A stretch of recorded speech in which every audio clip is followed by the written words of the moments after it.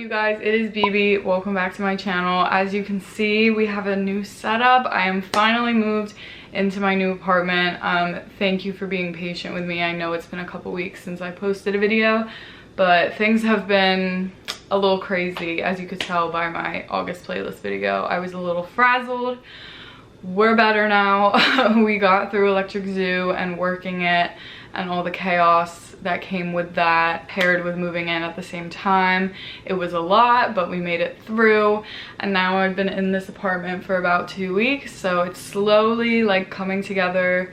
It's nowhere near finished or nowhere near how I want it to look yet, but we're slowly getting there. I was thinking about what I wanted to film for this week now that I actually have the time to do so, and I knew I wanted to do something around Imagine Music Festival because it is this weekend.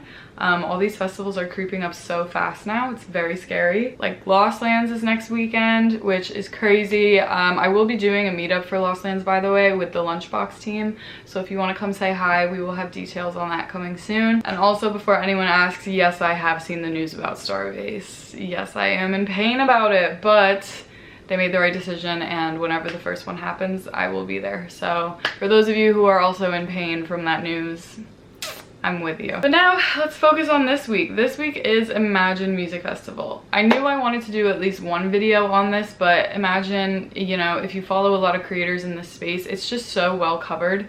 So many people talk about this festival, so many people cover it on all different platforms. So I just don't really want to be redundant with anything that's already been posted. So I didn't really want to do a general lineup review for this. So instead, I've decided to do it a little differently, and I'm gonna tell you guys 10 sets at Imagine that I recommend not missing. So these are sets that I would definitely want to catch if I was going. I am not going. Before anyone asks, I had to turn down Imagine this year. There is just too much going on in September. So not this year. I would like to make it out next year. I know a lot of people go to this one and love it, so maybe 2022. This lineup is amazing, so I'm just gonna go through and tell you guys the 10 acts that I definitely would not want to skip out on, and I hope you kind of draw inspiration from this and maybe check out some of these sets because I think these are gonna be great. As always, definitely subscribe if you're new here. I make content all about dance music, festivals, all that good stuff, so I would love it if you stuck around. And give this a thumbs up if you are going to Imagine. I'm very jealous. Have the best time. I'm gonna go in order of the day-by-day lineup. So starting out on Friday, the first set that I would not miss is Adventure Club back-to-back Riot 10. Adventure Club is usually more dubstep, melodic dubstep. Riot 10 is just dubstep usually, but I'm interested to see how these two will go back-to-back. There are some really good back-to-backs on this lineup, which I always love to see. I think this one would be really fun if you're more into bass music, and even if you're not, I'm sure they'll have some more melodic aspects to this set. So this is really unique, and I would definitely want to check this one out. Next up, I have Lick. Lick is an artist that I saw kind of on a whim 2 years ago at Electric Zoo it was, and I had the best fucking time at his set. It was just a mix of different genres, mostly bass I would say, but it was a lot of different things. Almost like a Ghastly kind of vibe. If you've ever seen Ghastly, you know, it's like a lot of different subgenres, but Lick is awesome, and I've been wanting to catch a set of his again ever since. I just had so much fun at it. So if you've never heard of him, I highly recommend checking him out, maybe stopping by for a little while. Next, of course, I can't leave out More Kismet. More Kismet is incredible. They are a 16-year-old artist. Blows my mind that they're 16. I can't comprehend. Like when I was 16, I just like can't compare. If you are not on the More Kismet train yet, this is your sign. Choo choo, hop on. Where you been?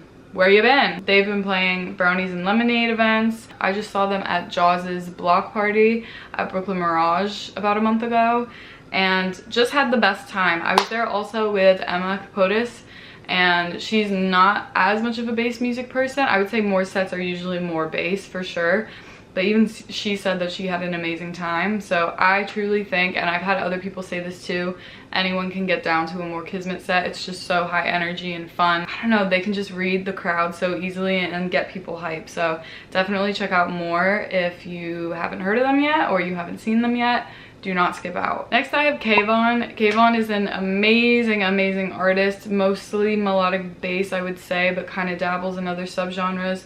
I saw Kayvon live for the first time at SMF, and that set was just so vibey. That's like the best way I can describe it. I think a lot of people can really appreciate a Kayvon set. I have friends who are mostly into like melodic bass, kind of like a Lenium type melodic bass, and love Kayvon. I have friends who are very much into like experimental bass and almost like the Wakan stuff and love Kayvon. He just can, I don't know, it just caters to a lot of different music tastes, I feel.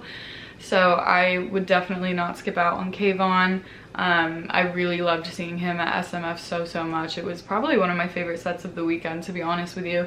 And it was really early in the day too. We just kind of like sat on the grass and chilled out and listened to the music, and it was just such a vibe. Next, I cannot stress enough how much.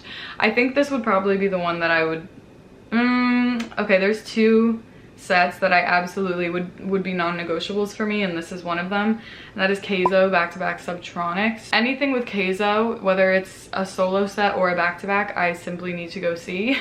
If you've never seen a Keizo set, it is just so fucking high energy. Like, oh my god, he goes so hard. So just thinking of that paired with subtronics, like subtronics throws the fuck down. Always a banger set.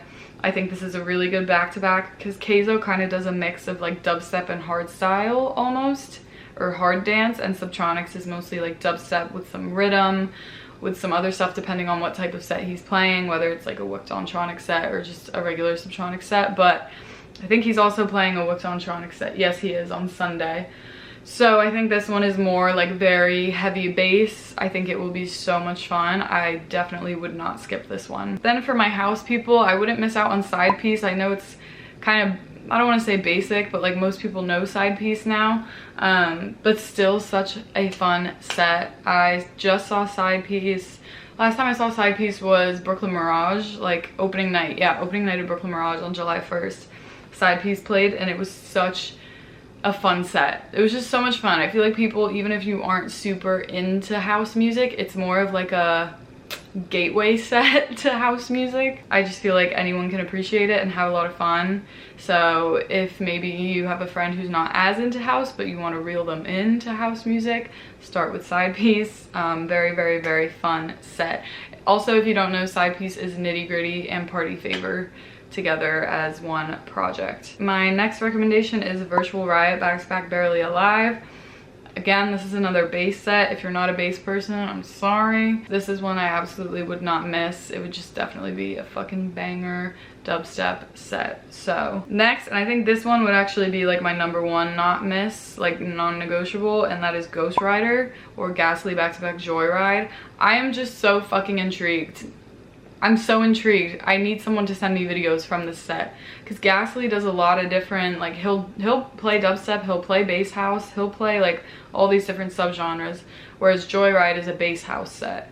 So I'm just interested to see like how, I know Joyride is more into like a lot of drum and bass now. Like I know he has a DNB set at EDC, so I'm wondering if they'll throw in some DNB as well. I don't know, but I'm so intrigued. I wish I was gonna be there for this one above anything else. Like I saw this on the lineup and I was like, also I should know, I'm kind of skipping over like the major artists, you know what I mean? Like obviously I would not miss Illenium, obviously I would not miss, who else is the big ones? Excision and like Griffin, I would not miss those, but I'm trying to give you guys sets that like, I don't want to recommend like headliners to you guys, so that's why I'm skipping over like a lot of my favorite artists. After Ghost Rider, my next recommendation is Jinx. Jinx is an amazing bass music artist. She is really on the come up. I feel like she's gotten really big over the past year, and still has so much room to grow. I feel like she's gonna get more and more popular, which is really exciting because she's super talented. I've never actually seen a Jinx set. I do listen to her music though, and I've always wanted to see her, and I've heard she throws the fuck down. So highly recommend Jinx, and I can't wait for the day that I get to see her play. Last recommendation is Lizzie Jane.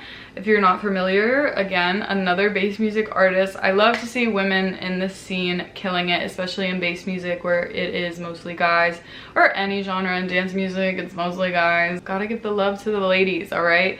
We gotta support them. Lizzie Jane is amazing. I'm actually in a group chat with her and some other women in the industry, and she's a sweetheart and she works her fucking ass off, and she's been putting out amazing music. So if you are not familiar with Lizzie yet, please get familiar, and please don't skip out on her at Imagine, because she really is so talented and not worth missing. All right, that is the 10 sets that I recommend for you guys to go see at Imagine.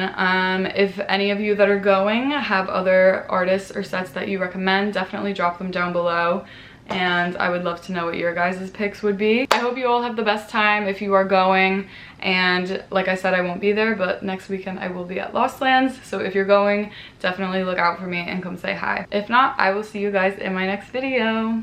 Bye guys.